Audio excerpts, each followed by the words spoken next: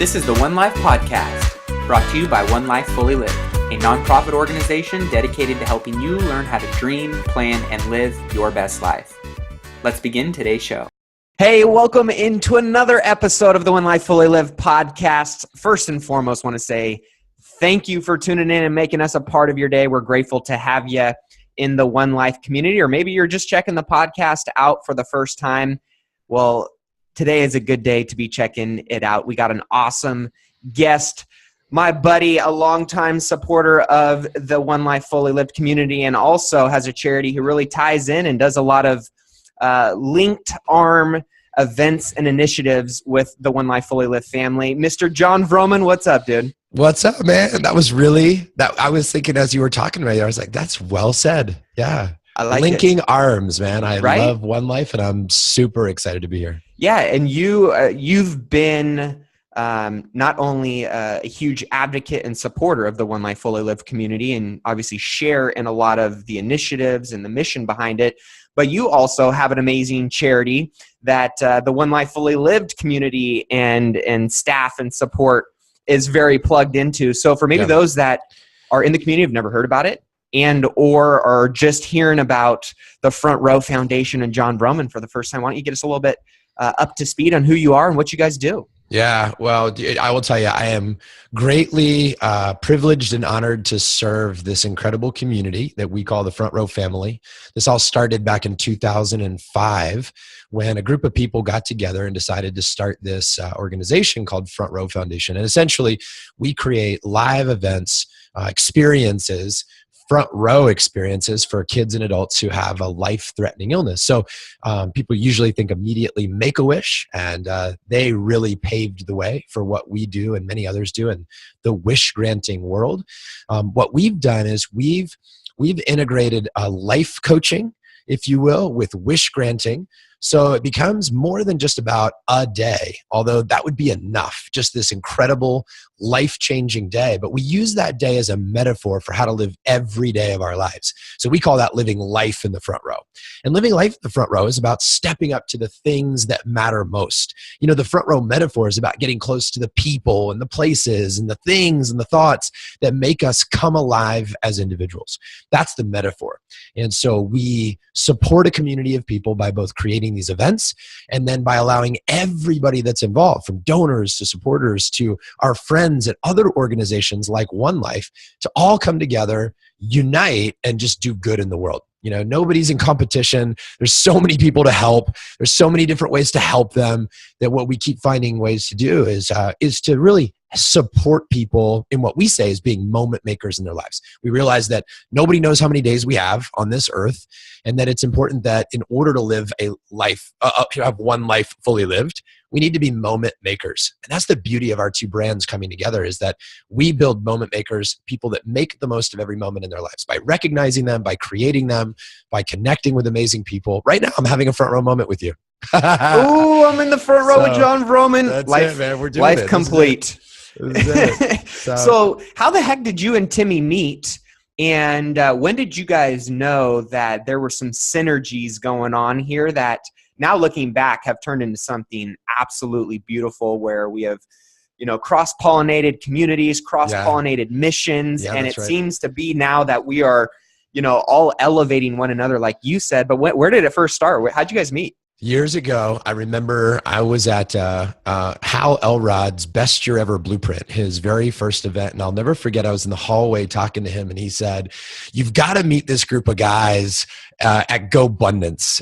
They are like us. They are brothers, you know, from other mothers. Like, these are our guys." And I remember him telling me about it. And he was talking about individuals, and Tim was one of them. That was the first time I heard his name. And then Stephen Christopher, who, funny enough, we were just talking, I'll be at his wedding in a couple of days. Stephen Christopher was talking to me, and he said, "Man," he goes, "you would love my buddy Tim Rode." He goes, "You two are like brothers. You have similar energy. You want to do good in the world. Like, you would love him." And I was like, I've heard this guy's name now a couple times. And so Hal, I really have to say and give credit to, is sort of a bridge here, bringing these communities together. And eventually Tim and I hopped on the phone and we chatted and we hit it off from the minute that we talked. Now here's an interesting little fact. He told me about you on our very first phone call.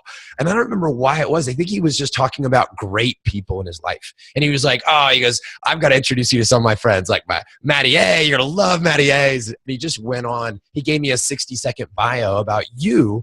And I'll never forget that. I remember where I was standing when he was telling me about you. And I think that's actually very important for all of our listeners right now, is the power that we all have to introduce other people to our friends and to build bridges and to really do it in a way that is like a grand introduction, not exaggerating, not lying about our friends and building them up to something they're not, but to really seeing them as who they are and their brilliance and that's what he did about you. And so that was it, man. That was the start of it all. And then we just kept saying, well, we've got so many things in common. We have a similar mission in the world of wanting to serve and help people. So we should just get together. Because again, I mentioned it before, and we just felt like in the beginning, we don't compete for dollars. We're not competing for pride or how many people who, if anything, all that competition would just be fun. Right. But it's not stressful. We come together, we harmonize. I support One Life. One Life supports Front Row.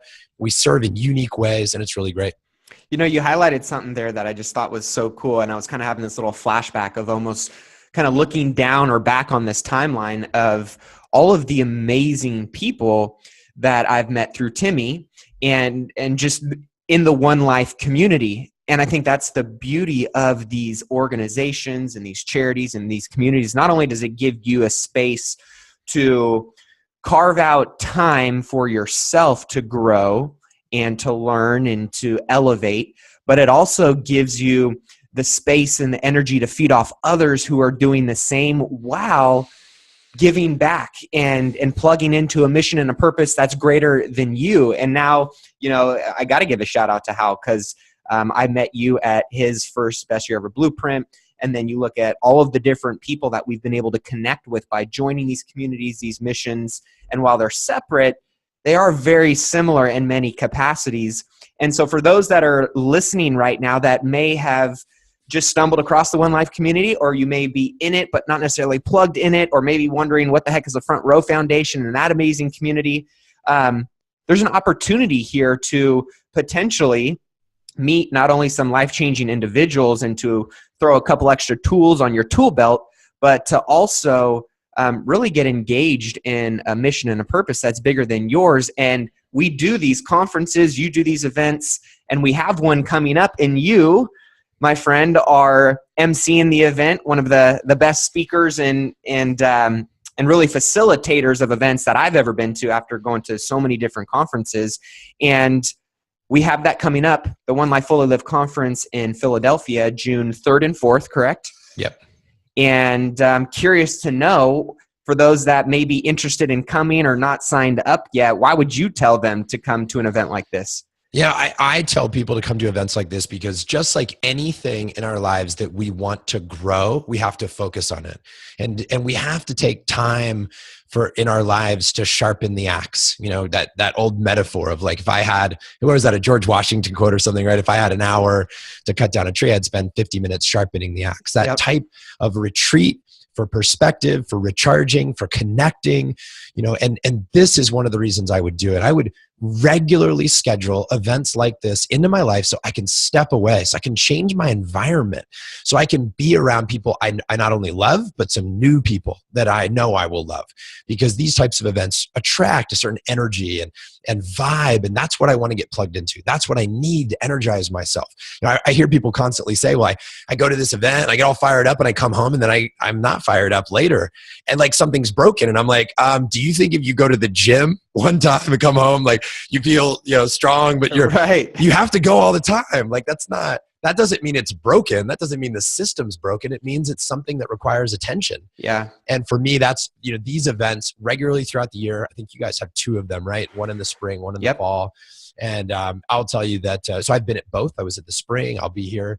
I was at the fall. I'll be now at the spring event, and I'm just pumped to be around the people that are the presenters, the variety of topics that are there, from finance to health to mindset and everything in between. if you are a entrepreneurial minded person, if you have a business or you're an employee, but you have, again, an entrepreneurial spirit of wanting to control your destiny, wanting to make choices that affect your future, this is the place for you to be.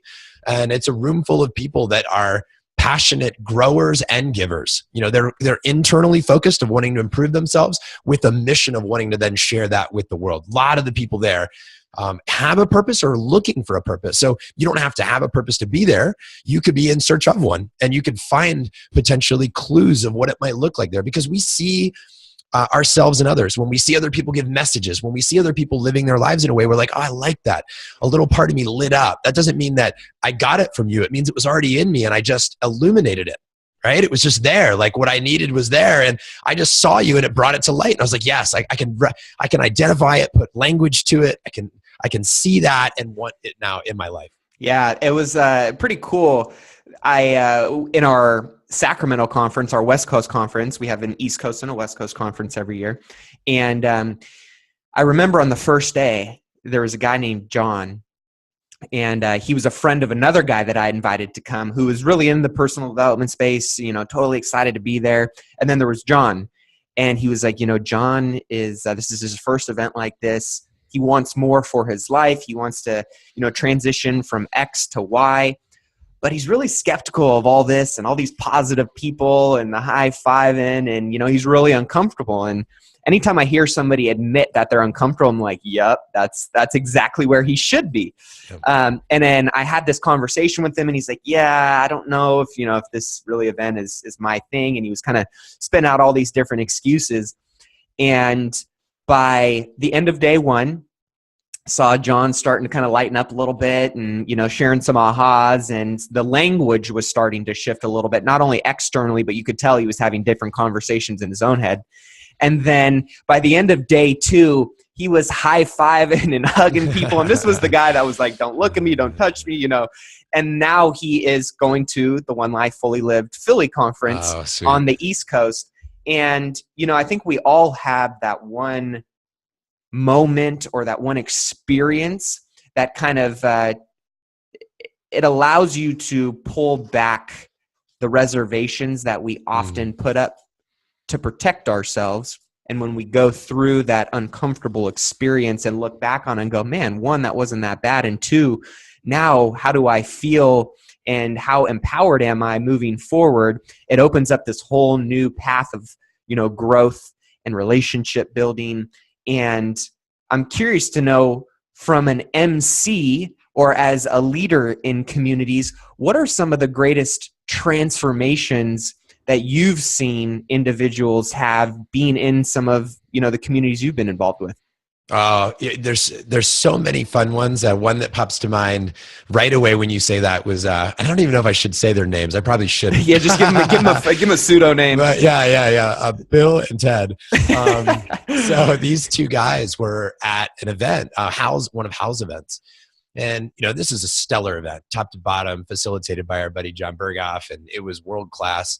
But these two guys were like ready to leave, in a sense. Like they were really on the fence with all the high-fiving and hugging and all that stuff. And I remember they walked up, and this will be a little bit of a pat on my own back, but it's part of the story and why it sticks with me. As they said, Jon, we heard you speak, and then we decided to stay. And here's the thing. I don't think it had to do with me. I just happened to be the right person at the right time with the right message. Could have been anybody. But I think we all have that point when we hang in there long enough, we get what we came for, or we hit that breakthrough point and we transition or we transform. And I see this time and time again. In fact, I was that guy, because at my first Tony Robbins event, I remember walking in and the room was pumping and people are standing up and they're doing this aerobics and they're dancing. You're like, what is this? This is ridiculous. Like, I was just standing there. I wasn't dancing. I was like, I don't do that. Like, that's not, no, I'm not, no. Yeah. And I did not play along. There's a little bit of a rebel in me. And if everybody's going left, I want to go right. You're right. So I didn't want to do it. But eventually I realized that I was like, you know what? There are times in my life when being a renegade or a rebel has served me. And there's times in my life when that has hurt me. And when I don't just play along, I don't get the breakthrough. So I spent all this time trying to be different than everybody, but really what that meant is disconnected from everybody, inability to learn or to grow with them versus wanting to just grow with them, but keep myself. Like, listen, whether you're an introvert or an extrovert, I've seen breakthroughs happen for both. And not everybody has to behave or act the same way. Not everybody's going to be screaming and yelling the exact same way. We need to find our voice at these events. But the key is that whether you're an introvert or an extrovert or how you show up in the world, that you have the permission in yourself to have some type of transformation. And many people have said this similar thing in many different ways, but it's like we can't get to be who we want to be by remaining who we are. We have to somehow evolve. And, people talk about upgrading your software and changing your mindset. And I just think that's, for me, I've seen that happen time and time again. People that lose dramatic amounts of weight, people that start charities after they come to these events, people that, meet, and think about Natalie, who just wrote The Miracle Morning for College Students, and how she met Hal at an event.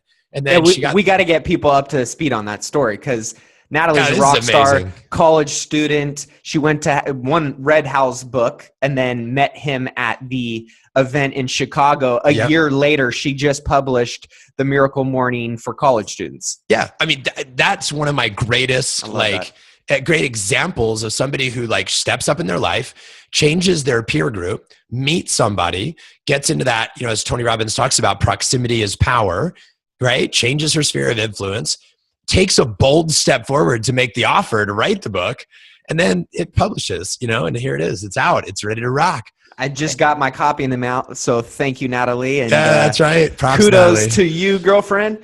I got my copy right over there on my nightstand. So nice. Yeah. I love how you said nightstand in your office, so that means you've been putting in work and sleeping in there sometimes, haven't you? I was wondering if you were going to pick up on that. That is both a sleeping and sitting couch. So, I want to highlight that because there are a lot of personal development type conferences out there and organizations out there. This is a fully 401c3 organization that is nonprofit. So all of the speakers, all of the individuals are donating their time, energy, and resources, which should tell you something of, one, the caliber of individual and how heart-centered and aligned they are with the mission and the purpose behind One Life and or Front Row Foundation, because they're there to serve and they're there to empower, and the ripple effect this can have on so many lives, as we've talked about, is true. And so if, for those people that are maybe on the fence or maybe wanting to know a little bit more, when you're out having those conversations with people where you're saying, hey, I'm emceeing this event, you should come, and here's why. What are you saying? I start with what dreams are you chasing? I want to know, what is it that makes them come alive now? What dreams are they chasing in their lives? What do they most want, in their 1, 2, and 3 year goals? That's what I want to know. And then we start there. I'd say, what are the tools and resources that are helping you to get there? And then I usually present this as an option of surrounding themselves with a group of people that will help them to achieve their dreams. Because I think one of the most important things is, whatever dream it is that you're chasing, you've got to find the right people to be around to support you in that mission. I just don't think that, nor will you achieve something that you're truly proud of alone. And I say that hesitantly because I know somebody out there is going, well, if you do an Ironman alone, then right? And I go, well, I would argue that an Ironman is not done alone, and that somebody built your bike, somebody made the clothes that you wore, somebody put that event together and organized it. In other words, there's elements where you're always showing up by yourself and you'll need to be the one to do it. There's other places where we say we got to connect and unite. So I try to bridge that gap.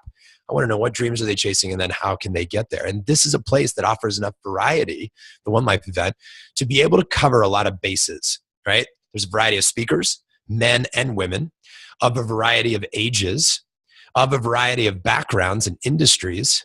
I mean, we have very young people at this event. I mean, I've heard some stories from, what would be the youngest on stage last time? There was people that were 17, 18. 17, 18, and a pretty cool story, actually. So we were just in Philly for our one-day event, kind of pre-promoting the conference. Right. And we were hosting the one-day event, which was really towards the underserved and underprivileged communities in inner city Philly. And so we were supposed to have a couple hundred kids there. Well, we ended up having 650 kids there, and ended up turning away almost like 200-300 groups of kids because one, we just weren't prepared, and two, the facility just wouldn't allow it. So moving forward, obviously, we're going to take that into account. But the amazing thing was there was this shy kid who you could tell, all the other kids were confident and boisterous, and you can kind of pick the ones out in the crowd that are a little more reserved and introverted and quiet.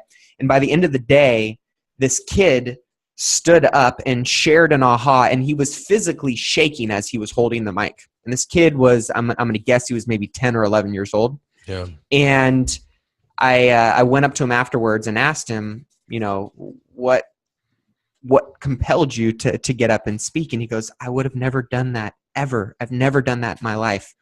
And being in that environment inspired me to speak up because I know that I have something that needs to be heard.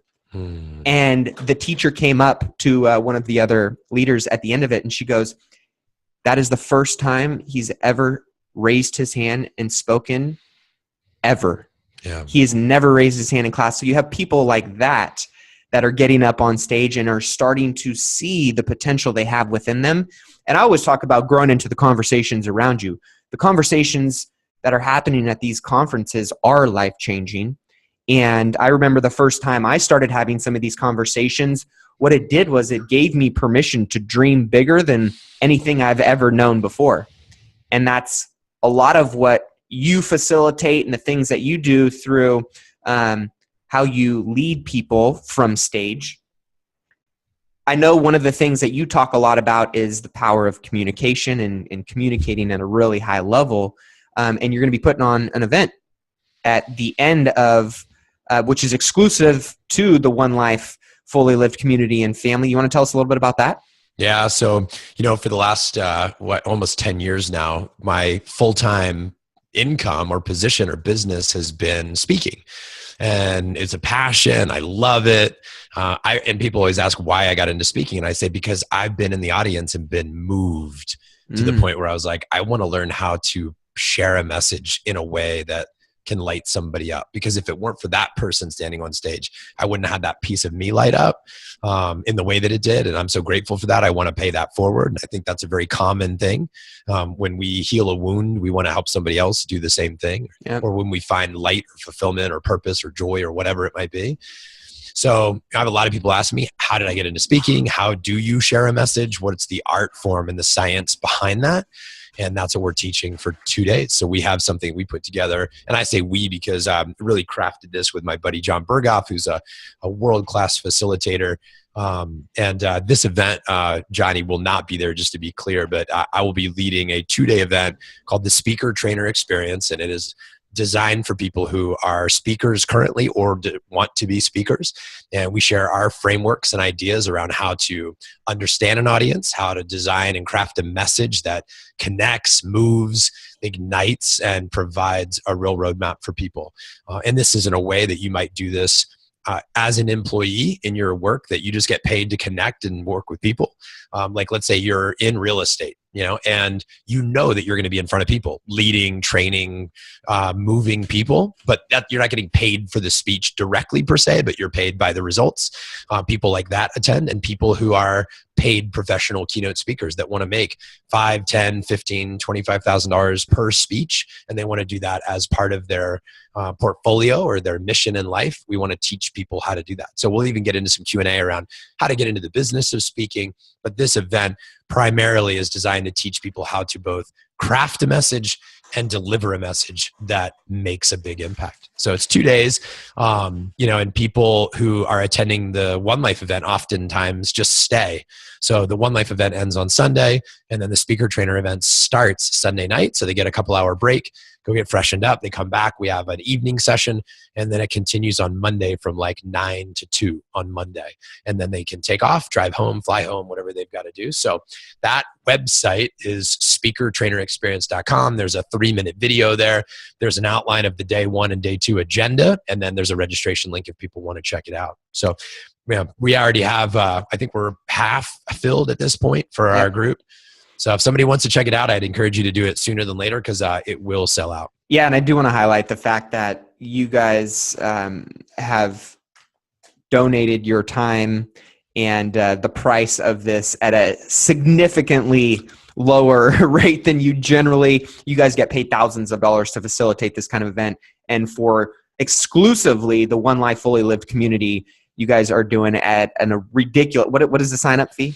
$485 for 2 days. And normally this event would be, $1,500 to $2,000. Yeah, all day long. And the value there is 10x that. So if you are one of those individuals that absolutely hates public speaking and is more afraid to speak in front of individuals than actually die or whatever fears that you have, this is the perfect reason and pull to come to this event, because you will feel much more empowered as a communicator. And we all know the greatest leaders who have the greatest impact are essentially some of the greatest communicators. And like Jon said, it doesn't need to be speaking in front of thousands of people up on stage. It could be an interpersonal one-to-one conversation. It could be you and your team. It could be you, and the individuals that you manage inside of your business or your work every day, right? This is for all individuals of all skill levels. Yeah. I mean, you're speaking at church, you are speaking at,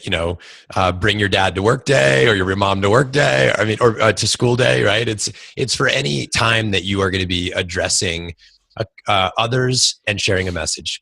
It's how to properly time it, space it, the tempo, the rhythm. What's the psychology behind it? What's the psychology behind the world's greatest speeches? Why do they work? What is it, about them that makes that speech stick? Or why does it connect with people? That's what we want to dig into. And from an ROI perspective, it's like whenever I look at these things, I think I have to ask myself a question. And I think other people have to ask is, what are the odds that I'll make more than $485 based on if I just learn one idea at this event that changes my income by $485, and then I have that tool for the rest of my life to multiply it.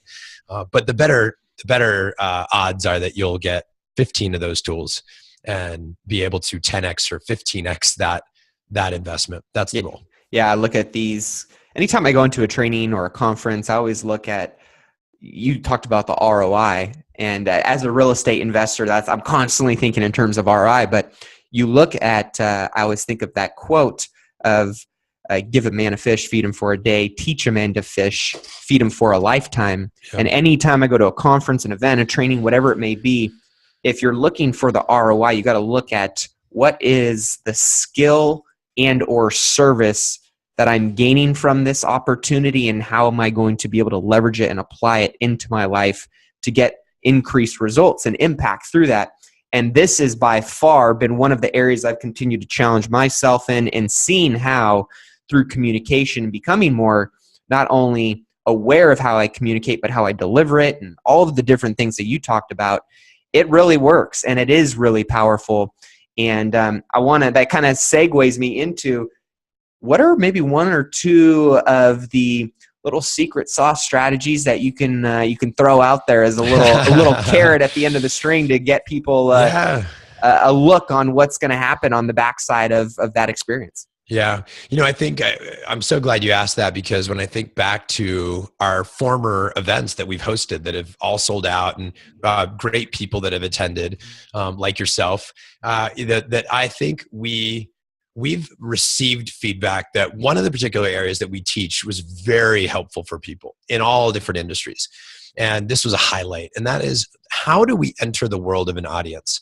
So we give a checklist of a bunch of questions that you'd want to ask yourself when delivering a speech to a group, or so that we can ultimately set ourselves up for success. Because a lot of these speeches that really hit home, these aren't people winging it, and if they do, that's just pure genius or luck, one of the two. That's the lightning in a bottle individual. But, but not for the rest of us, right? For the rest of us, it requires, like most people who perform in the Olympics and in any of their trades, they are practicing and perfecting this behind the scenes.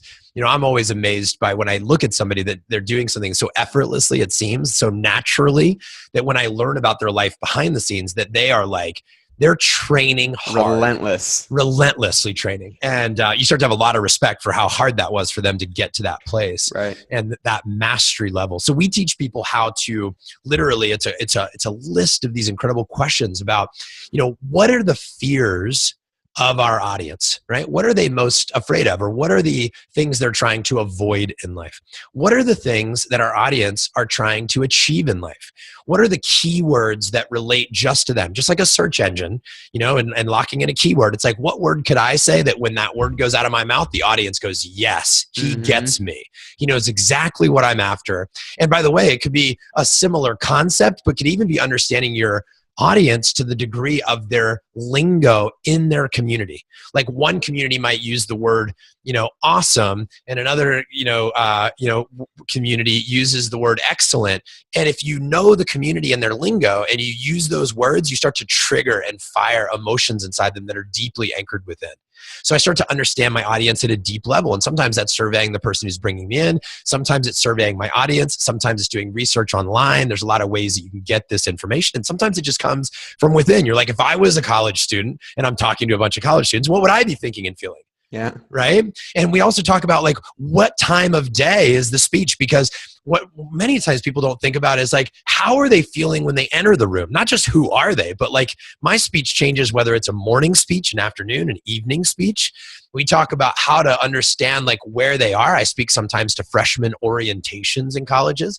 And one of the questions I always ask is, what did they do that day leading into my speech? Like, was this move-in day to college? Because that's very different speech or opening than 2, 3, 7 days on campus. Right. I know I'm dealing with a different person, right? So it's, what were they experiencing? And these are all the types of questions that we can begin to ask ourselves, right?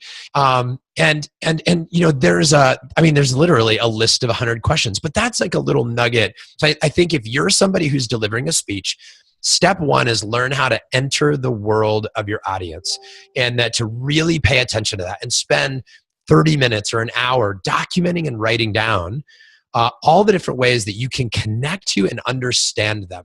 What are their dreams or their goals? Where have they failed along the way? What are their greatest frustrations? Right? What speakers have they heard from in the past? What are they tired of hearing about? What have people been just talking at them that if you go in there and say the same thing, you're going to be so lame? What is it that they haven't heard but need to hear? What is it that they want to hear? And then what do they need to hear? Right? These are all the things that, how does my audience like to learn? How much of my speech should be me telling stories? How much of my speech should be giving facts and figures? How much of my speech should be interactive with the audience? Because if I'm speaking with a group of high school students versus a group of entrepreneurs versus a group of doctors, I will shift those things. My core, for example, of my speech is very, very solid, and like 80% never changes. But what does change is when I'm speaking for a group of doctors, which I do every year, I'm going to be more factual driven in that space. Right? Of course, I'll share stories. Of course, a lot will be there that is always in my speech, but I'll definitely weave in more science, because these are very logical. They want proof. Show me, tell me, why is that? But if I'm speaking to a group of high school students or college students, I know that 50% of my program better be them interacting with each other. Better be me really engaging with the crowd. So what is it? What's their learning modality or style? These are all the questions. I could go on and on, as you can tell. I mean, this is a 2-day training, and this is an hour-long piece of what we do, and we give those very specific questions. But that's just one example. I love that you could have went on for hours, but two, I throw out one little thing there, and I open the door for you to just geek out on this, and it shows that, one, your passion for it, but two, why you are a 7-figure speaker and have traveled around the country and have been named year after year for being top speaker in certain circuits. So, I'm curious to know, based on your own perspective, being that, I've seen you speak, I would hands down say you're one of the best facilitators and speakers of how you deliver a message and connect with your audience.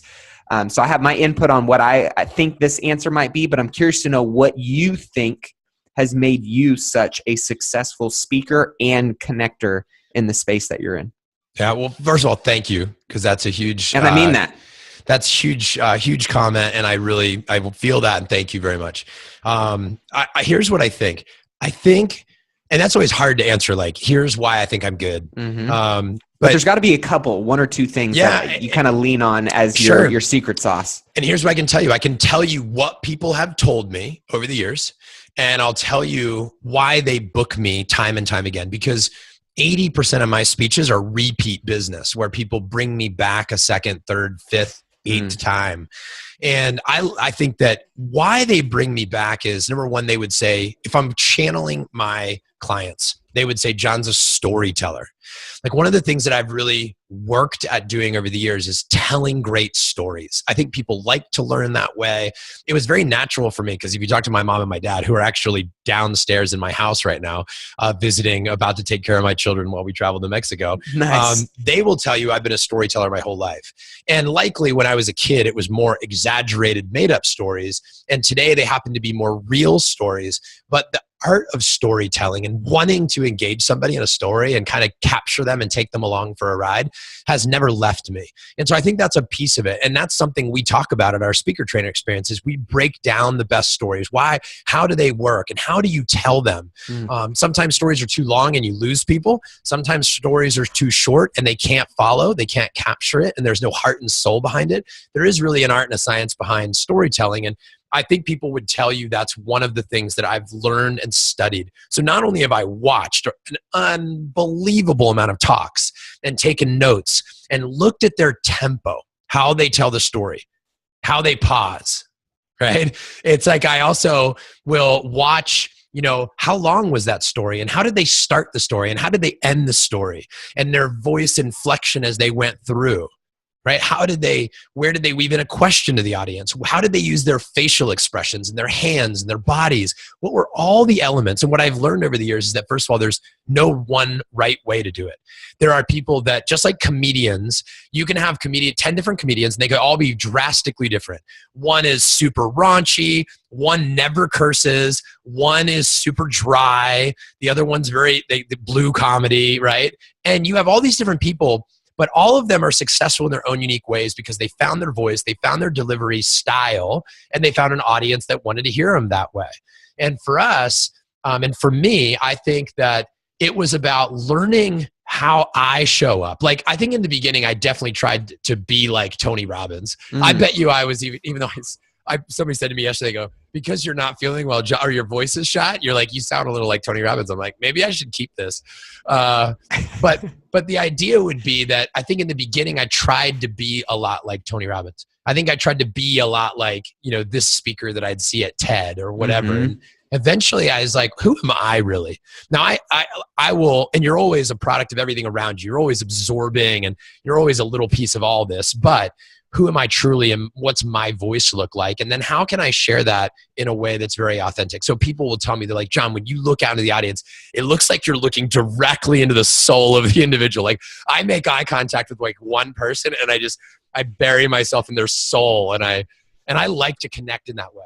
So I think it's connecting with the audience. I think it's being very open and real and vulnerable with them and telling stories. I mean, I throw myself under the bus. I tell people where I've messed up, and then I tell people some of my big wins. And ultimately, at the end of the day, I tell them that I'm still a work in progress and I'm still struggling to figure it all out. But we have figured out a few things over time.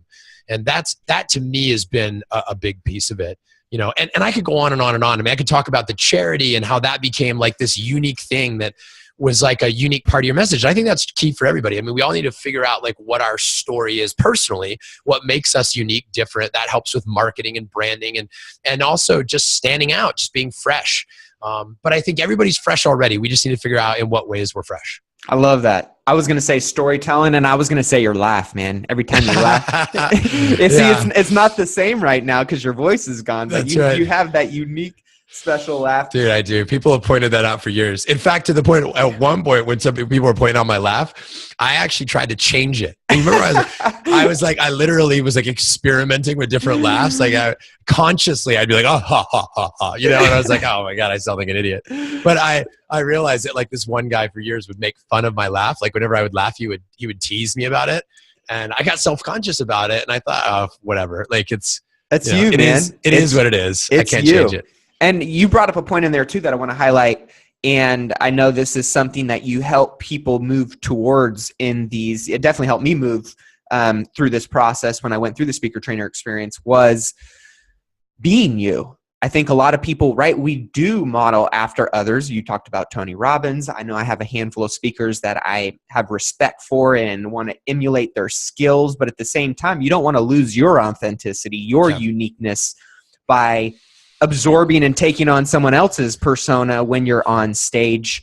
How do you guys keep people in a space of embracing themselves instead of trying to model so closely to other individuals? Yeah, it's almost like learn the skill, keep your style. Yeah, oh, that's right? A good. I like that. It's a little bit of that. So, I think that's experimentation. One of the things that makes us great at anything is practice.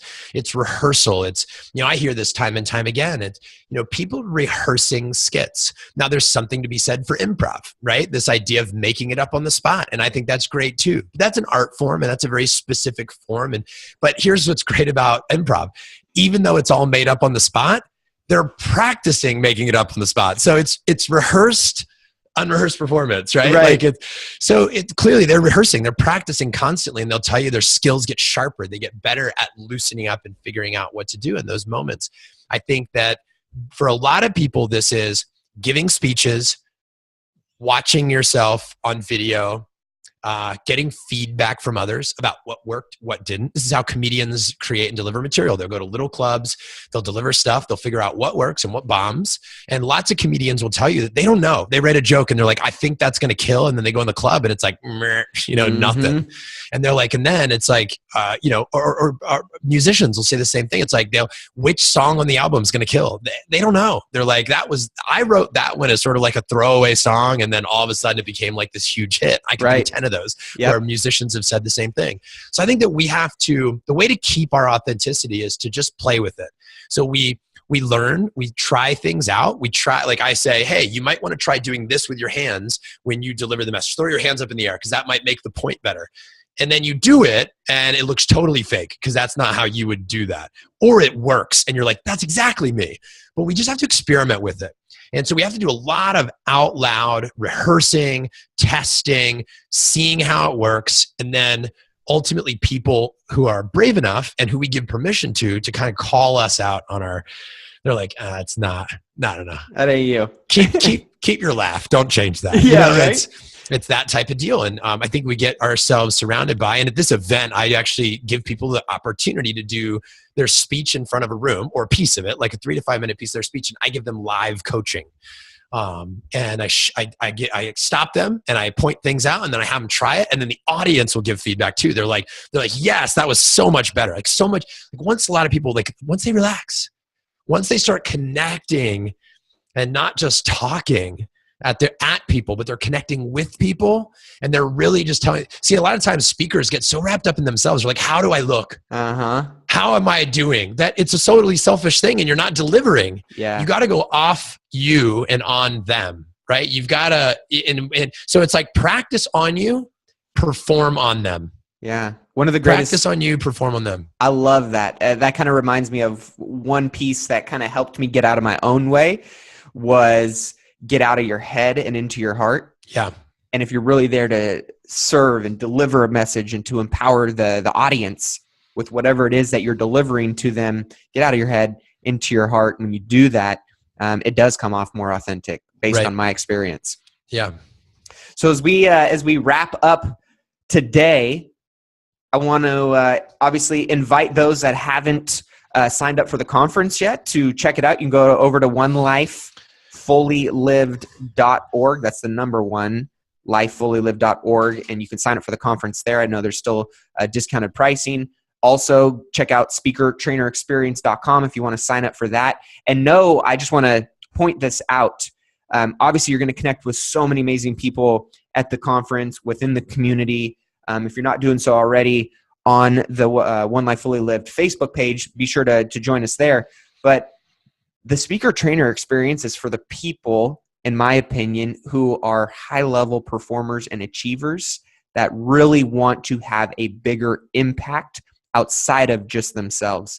And in order to do that, they realize that communication is an extremely valuable tool, and how you deliver and package and pretty it up with a bow and send it off to other audiences and individuals.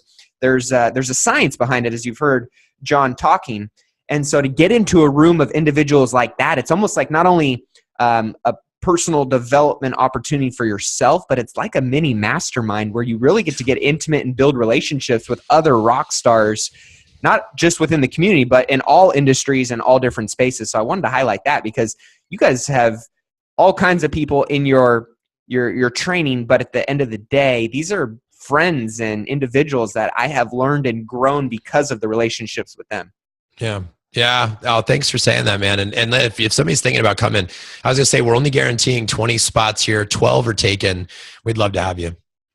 Right on, man. So as we wrap up, last piece of advice for someone who's maybe on the fence of coming to the conference or checking out the One Life Fully Lived community. What is one thing that you love about the community, and how has it impacted your life, and why should someone else join in on that? I think this is a perfect example. Us talking today would not have occurred if we didn't come together for this community. You know, True. This is a great example of it. People are witnessing a collaboration of two now friends wanting to build together in the world. And that's a beautiful thing. So I think it's the relationships always. I am a purveyor of outstanding relationships. That's the thing I'm going to be most proud of in my life. It's how I'm going to feel the wealthiest in my life, is relationship wealth. And I'm really excited about connecting with old friends, making new ones at this event. And my thought to everybody today, my call to action is, take bold action on this. Trust your gut. Hey, listen, it's not going to be right for everybody. You might be listening and this is not the right time. It's not the right event. Great. No big deal. But maybe it is for you. And if it is, take bold action, because I remember years ago, and we talked about Tony a bit today, and as he's been such an influence on my life, I love talking about him. I remember one guy was like, let's not talk about Tony Robbins. Everybody talks about Tony Robbins. I was like, what a positive problem to have when somebody has to say, don't talk about Tony Robbins because everybody talks about him. I hope one day somebody's like, don't talk about Jon Vroman because everybody talks about him. That's when you know you've made it. Dude, that's so funny. But anyway, so I was like, I'm not going to not talk about Tony Robbins. He's been a huge impact in my life. And I was like, here's what happened back in the day. This is going back like years and years ago. I was laying in my bed. I was watching, his TV commercial, his infomercial. And my first reaction was, oh, really? Do people fall for this and buy this scam, this guy scamming people out of $200 for him to tell me how to live my life? And then I watched I kind of got hooked, and I was watching, and I'm like, oh, wait a minute, this sounds interesting. Like, he's speaking my language. He entered my world, right? Like, going back, he entered my world. Yep. And I caught me with what I was afraid of and what I wanted, and he spoke my language, and I was like, wow. Then my question was, are the CDs worth $200? So somebody might be going, is One Life worth $250? Is it worth it? Or whatever the cost is right now. I think it's $250, right? Yep. So is One Life worth $250? But then something changed, and this was a massive turning point for me. I just asked a different question, and I said, am I worth $200 to find out? Not, is it worth $200, but am I worth $200 to find out? Because I was like, what's the worst that could happen? All right, so I invest in myself, and it's not what I expected. So, I mean, you get your money back or whatever, or you don't, but who cares? Like, it's $200, right? Like, I took a chance on myself. I put myself out there for an ability to learn. I'm worth $200 to find out if those CDs can change my life. And so I did, and they did. And that was a big turning point for me. And then I bought his weekend event for like $700. And then I bought Master University for $10,000. And to this day, I will tell you almost, how many years later? 15 years later, that was one of the best decisions of my life, was to invest in myself. I still have friends from those events to this day, 15 years later, and that was a turning point. And for the last 15 years, I've brought with me all those tools that I learned, and I can't imagine my life not having done that. Now, I'm not saying those are guaranteed results for you. I'm not saying that everybody that comes to One Life is going to have that same experience, but I'm saying, are you worth it to find out? And that's it. What a great question, and what a great reframe. So if you're, on the fence, if you are thinking about coming, we invite you to join in at the One Life Fully Lived conference in Philly, June 3rd and 4th. If you're listening to this episode 6 months after the conference, and we invite you to come to the West Coast conference, just go to onelifefullylived.org. Well There's said, always well said. updated information on the website. And we'll have all of the links in the show notes to make sure that you got access to all of the different spots to register. So, Johnny V, it's always a pleasure to have you on, man. Thanks, man. We will see you soon in Philly. All right, buddy. Talk to you soon. Bye, brother. Don't you take the day for granted. Gotta live life fully every day. Someday you'll be gone. What will you have done?